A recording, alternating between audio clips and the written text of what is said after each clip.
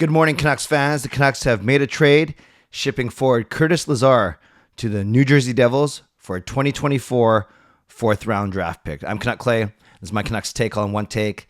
It's Clay's Canucks commentary for Friday, March the 3rd. If you're new, here's what you should do.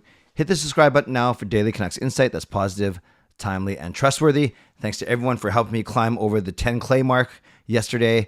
Going to be doing a celebration on my YouTube show on Sunday night at 10:30 Pacific. Hope you can join me.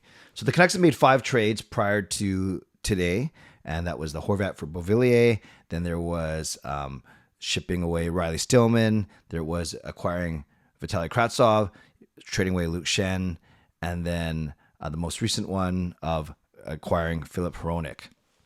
So this is trade number 6 in the past month and a half, and a minor one, but interesting one in that Curtis Lazar, who signed only last July as a free agent, a 3-year contract, $1 million per. So it's the easiest contract to break down. $1 million, $1 million, $1 million. So not a lot of money, just over league minimum to play. I guess what they wanted was a fourth line center role. But for whatever reason this year, he did not play a lot of center. He was mostly used on the wing. And he was also supposed to help with the penalty kill. Him and Mikheyev were supposed to help with the penalty kill. Well, you guys know how well our penalty kill did all season. And he wasn't the most durable. He's only played in 45 of the Canucks' 61 games. In those 45 games, he has 3 goals and 2 assists, so only 5 points. Now, you're not expecting a lot from a fourth liner, but maybe a tiny bit more than 5 points. He was a -5, 14 penalty minutes, and then a shooting percentage of 5.6%.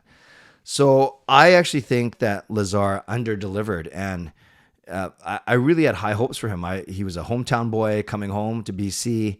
He was very articulate, very likable. So everything about him, I was quite excited for him, quite frankly, and I thought he was going to be a really, really nice piece for this team. But he just never seemed to get going. He never seemed to carve out a niche or identity on this team as either a grinder or a hardworking two-way guy like Tyler Mott, for instance, which is, I think, what some people were hoping for.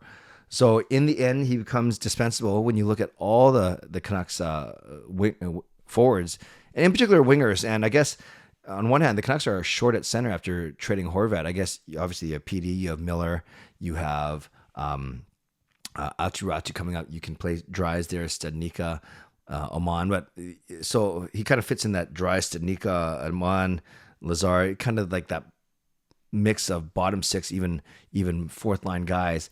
And maybe he simply wasn't producing like an Oman or even a Dakota Joshua on the wing. So that's why I think they made the trade. And it's tough, unfortunately, for Lazar. He missed the last 2 weeks as he was out with an injury. He got hurt in that, I think, that Rangers game back in the middle of February, and therefore he goes to New Jersey for a 4th-round pick in 2024. So with that, the Canucks now have 7 draft picks, both in 2023 and in 2024. They traded away that top 12 projected first for Hronek. So they still have, this year, they have a first, 2/3, 3/4, and a 6th. So that's, again, this year, a first, 2/3, 3/4, and a 6th. Add them up, that's 7. And then in 2024, which is one of the picks we got for this Lazar, we also have 7. A first, a third, 2/4, and 5, 6, 7. So basically no second, but 2/4. That second was traded away with Jason Dixon for Riley Stillman. Yeah, that wasn't that great. So that's what the Canucks are looking at right now. 7 draft picks in each of the new next 2 seasons. One other thing I want to touch on real quick is JT Miller. A heavy rumor from Darren Dreger came out this morning that the Canucks and Pittsburgh Penguins were close to making a deal. Oh, I don't know how close they were, but Pittsburgh apparently was making a pitch for JT Miller. Hence the way that Miller was listed as week to week. Earlier this week, he missed one game, the Monday game against Dallas. The Canucks won, actually. And then he was listed as week to week, not just day to day, but week to week. And then he was playing 3 days later last night against the Minnesota Wild. So a lot of people were speculating it was either miraculous healing or it was he was held out for trade-related reasons that didn't work out. So you put 2 and 2 together. The heavy rumor this morning was from Darren Dreger was that the Pittsburgh Penguins were very interested in JT Miller, but the Canucks wanted a package back of a center and either 2 first-round picks or a first-round pick and a prospect. So 3 assets: a center, a young center, of first round pick and either a first round pick, an additional one, or a prospect. So Pittsburgh balked at that, and there we go. JT Miller was in the lineup yesterday. So we'll see what happens with this one. 3 more hours until the trade deadline. I will hopefully do a quick vlog of reaction of anything that comes up. Still have a full work day. I was just on my way to work right now.